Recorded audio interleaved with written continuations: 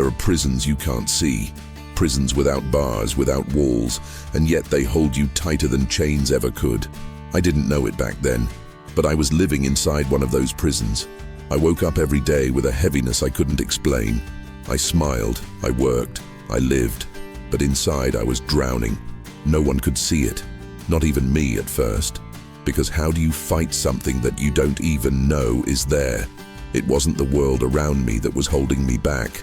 It was the world inside my own mind, and it almost destroyed me. It started small, tiny thoughts, little doubts. At first, they were whispers. You're not good enough. Why even try? You'll just fail again. I thought it was normal. Everyone has bad days, right? So I brushed them off, ignored them, pretended they weren't there.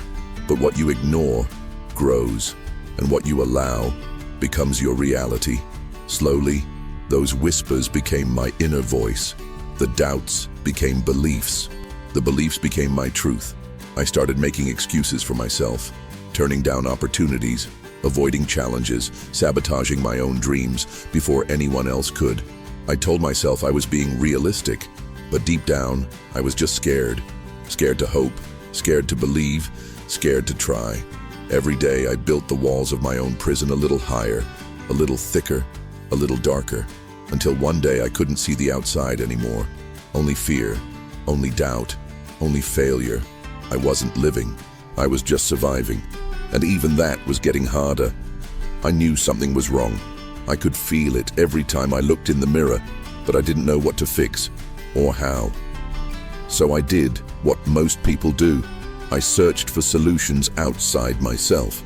I bought books, I signed up for courses, I followed motivational accounts on social media. I repeated quotes without understanding them. Stay positive, believe in yourself, fake it until you make it, but none of it stuck.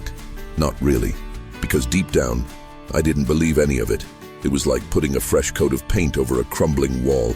I tried to force myself to smile, tried to force myself to hustle harder, tried to force myself to dream again, but no matter how much I forced, the walls inside me didn't move.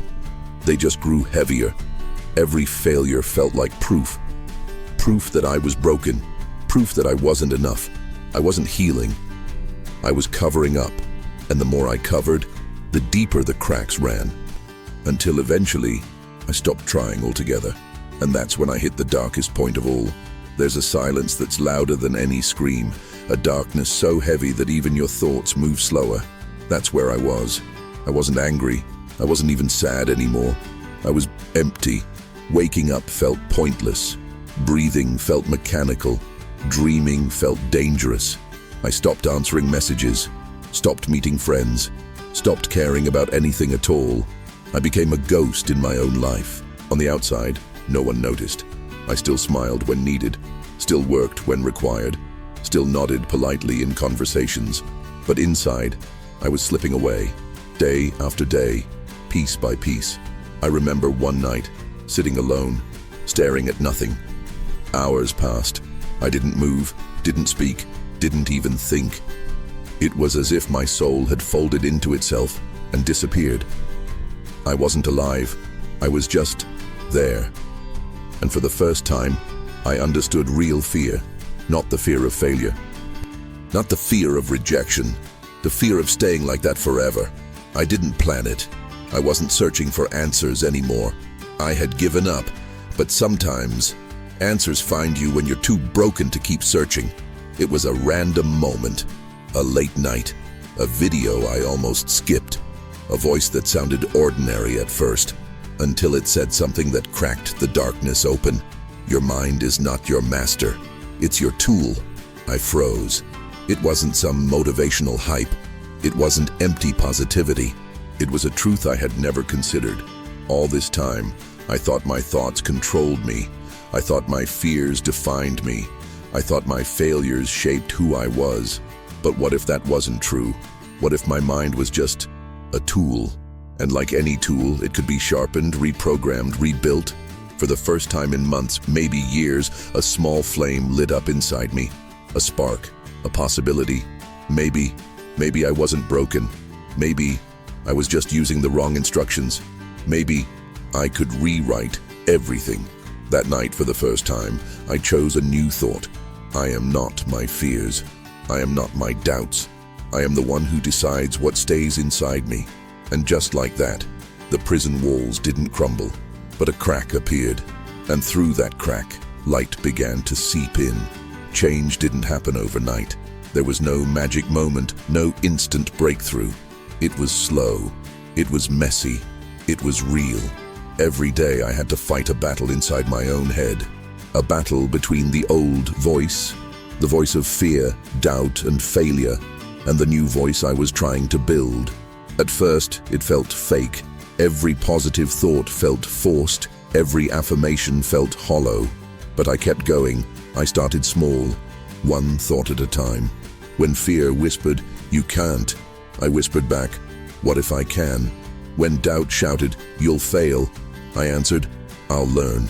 I wrote new beliefs on sticky notes and put them everywhere. On my mirror, my desk, my phone. I created tiny habits.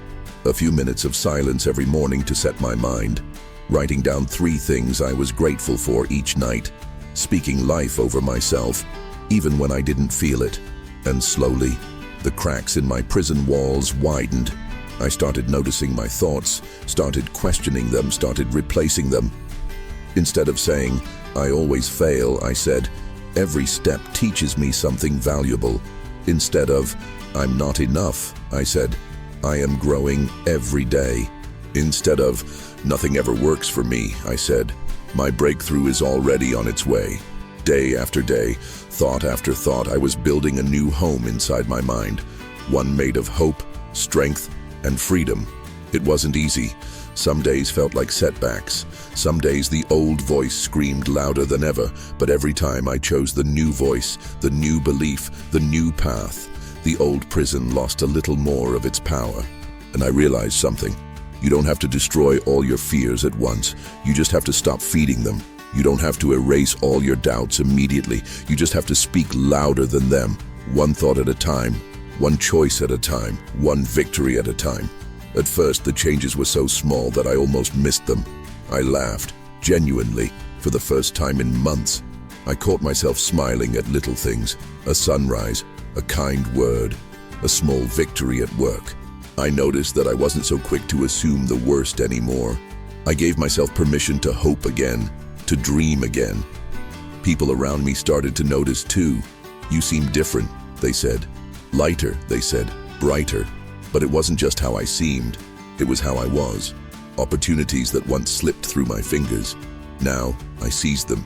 Conversations I once avoided. Now, I embraced them. I wasn't perfect. Doubt still knocked at my door sometimes. Fear still tried to creep back in. But now I was different. Now I knew I didn't have to open the door. I could choose what stayed inside my mind and what I threw out. The world outside hadn't changed. The challenges, the risks, the uncertainties, they were all still there. But I had changed, and that changed everything. Because when you master your mind, you master your life. I didn't notice when it started. It wasn't a flash of lightning or a sudden miracle. It was quiet, subtle, like a seed sprouting underground before anyone can see it. But one day, I looked around and realized my life didn't feel like a prison anymore. I wasn't waking up dreading the day. I wasn't trapped inside endless loops of fear and regret. I wasn't surviving. I was living. The dreams I had once buried, they started breathing again. The opportunities I used to run from, I started chasing them. New people came into my life. People who believed in growth, in healing, in possibilities. People who reflected the new me. Doors I thought were permanently closed, opened wide. Paths I thought were blocked, cleared before me. The world hadn't changed. The storms still came. The setbacks still happened. The challenges were still real, but I had changed. And that made me unstoppable. Because when your mind is free, no chain in the world can hold you. Because when you control your thoughts, you control your destiny. Because when you believe, truly believe, that you are capable of rewriting your story, you do. I didn't become a different person. I became who I was always meant to be. And it all started with one small decision: to take back control of my mind. one thought at a time, one belief at a time, one step at a time, until the impossible became inevitable, until the prisoner became free, until the victim became victorious. If you are trapped right now, if you feel like the walls are closing in, if you wake up every day carrying a weight you can't explain, I want you to know something. You are not broken. You are not a lost cause. You are not doomed to stay where you are. Your mind is not your enemy. It's your tool, and you can sharpen it. You can reprogram it.